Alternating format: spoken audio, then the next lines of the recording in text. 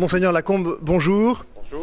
Vous êtes évêque auxiliaire de Bordeaux et vous êtes aussi membre du Conseil pour la pastorale des enfants et des jeunes. Dans un peu moins d'un an se déroulera le synode des évêques pour les jeunes, la foi et le discernement vocationnel. En vue de ce synode, le Vatican a proposé au printemps dernier un questionnaire diffusé dans le monde entier. En France, vous avez participé avec Laurent Perceroux, Monseigneur Perceroux, l'évêque en charge du Conseil, à la synthèse des réponses qui ont été reçues. Alors, tout d'abord, peut-être nous dire à qui était destiné ce questionnaire et sur quoi il portait. Alors c'est un premier questionnaire qui était destiné pour les animateurs, pour les responsables de la pastorale des jeunes et donc dans chaque diocèse, dans les mouvements, dans les services, dans l'enseignement catholique, tous ceux qui accompagnent des 16-29 ans se sont attelés à ce questionnaire, sachant qu'il y en a un qui est toujours en ligne pour les jeunes eux-mêmes. Vous avez reçu beaucoup de réponses ? On a reçu une centaine de réponses, ce qui correspond à peu près à l'ensemble des diocèses, et puis ces mouvements, services, et puis communautés religieuses aussi. Alors vous avez travaillé sur presque 500 pages de réponses pour les réduire en une quinzaine de pages, si j'ai bien compris. Est-ce que vous pouvez nous donner un peu l'essence, en tout cas l'esprit des réponses que vous avez eues ? Je crois que ce qui est plébiscité aujourd'hui, c'est les temps forts, les rassemblements, les pèlerinages, c'est-à-dire tous ces moments où des jeunes se retrouvent avec d'autres jeunes pour un temps fort de spiritualité et d'action. Est-ce que déjà à travers cette synthèse, vous avez perçu des attentes de la part des jeunes vis-à-vis de l'Église ?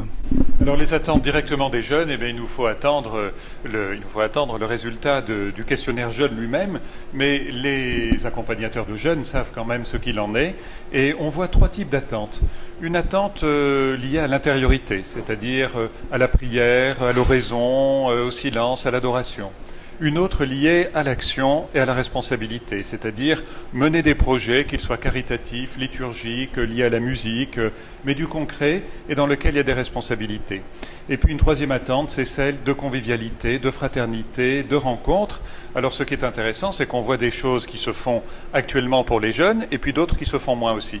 Ces trois grands types d'attentes, prière, vous l'avez dit, action, responsabilité, convivialité, est-ce que ce sont autant d'interpellations ou d'enseignements, en tout cas pour les évêques ? Je rappelle que nous sommes actuellement à l'Assemblée plénière des évêques et que cette synthèse a été présentée ce matin à vos frères évêques. Est-ce que déjà vous tirez quelques enseignements, on va dire pré-synodaux, de ces attentes des jeunes ?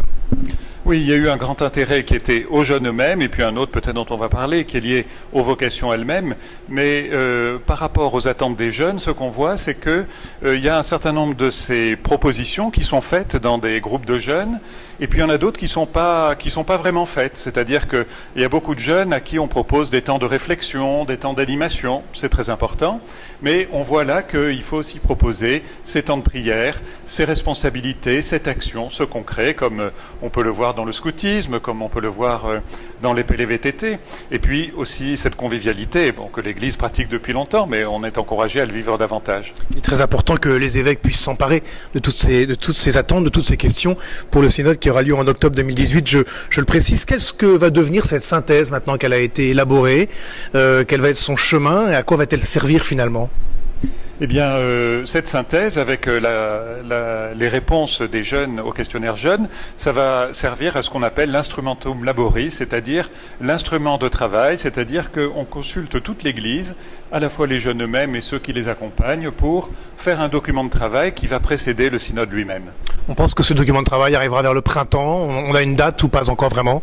Il n'y a pas encore de date, mais pour que ça puisse être travaillé, ça serait bien qu'il arrive en effet vers le mois d'avril, pour que les évêques qui vont aller à ce synode puissent travailler eux-mêmes et puissent travailler avec les jeunes eux-mêmes. L'intérêt, c'est vraiment qu'on puisse travailler avec les jeunes et que c'est pas quelque chose qui va être fait en chambre. On parle de cette synthèse, on parle des jeunes. On a aussi envie que vous nous parliez de vocation.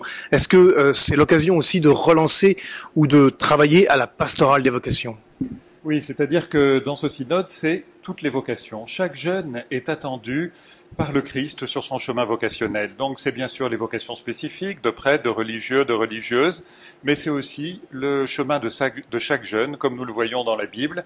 Chaque personne biblique est appelée par le Seigneur pour une mission, et je crois que c'est beau que le pape puisse nous dire que chaque jeune, ceux qui vivent des belles choses, ceux qui vivent des choses plus difficiles aussi, sont accompagnés par le Christ. Il y a donc plusieurs types de vocations, pas seulement la vocation sacerdotale, mais aussi la vocation au mariage ou même la vocation au célibat, enfin d'autres types de vocations. C'est ça que l'on peut comprendre.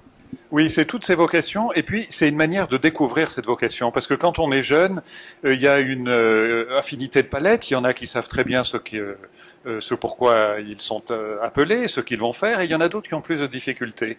Et dans nos groupes et services d'église, on est là pour accompagner ces jeunes et les aider pour savoir où le Seigneur les appelle. À la demande du secrétariat qui prépare le synode, il a été demandé à chaque conférence épiscopale de retenir 3 exemples d'actions un peu emblématiques menées avec et par les jeunes. Lesquels avez-vous retenu qui accompagnent cette synthèse? Oui, alors ça a été difficile parce que dans l'Église de France, il se fait beaucoup de belles choses et dans tous les diocèses, dans la diversité des services aussi. Ce qui a été retenu, c'est ce qui venait beaucoup, comme je vous disais, les rassemblements, l'intériorité, c'est l'expérience de Thésée, l'accueil de jeunes dans cette communauté œcuménique qui les accompagne pendant quelques jours. Donc l'expérience Thésée, c'est aussi des années pour Dieu, c'est-à-dire des jeunes majeurs qui prennent une année pour prier, pour servir, pour évangéliser, pour être au service des autres. Et la troisième expérience, c'est une expérience qui est vraiment faite par des jeunes, c'est un bar qui est tenu par des étudiants, pour des étudiants, à Lille, mais ça se fait dans d'autres villes en France. Cette démarche synodale ne s'arrête pas donc à la synthèse, c'est aussi une invitation à continuer jusqu'en octobre et bien sûr après, à travailler avec les jeunes, c'est ce que vous voulez nous dire?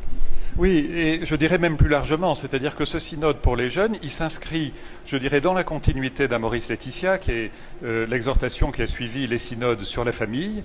Et les synodes sur la famille, c'était le couple et la famille et les enfants. Les enfants, c'était surtout les enfants plus jeunes, et maintenant on s'intéresse aux jeunes. Donc on sent vraiment cette progressivité dans la vie de l'Église qui, partant du couple, de la famille, s'intéresse maintenant aux jeunes. Et il faut pouvoir œuvrer avec eux pour ce synode. Et l'étape, ça sera d'avoir ces résultats-là, le synode lui-même, et puis la manière dont les diocèses, les mouvements, le service vont aussi s'emparer de cette dynamique. Par exemple, à Lourdes, il y a déjà une proposition qui est faite pour tous les jeunes qui vont venir pouvoir s'associer de près à ce synode.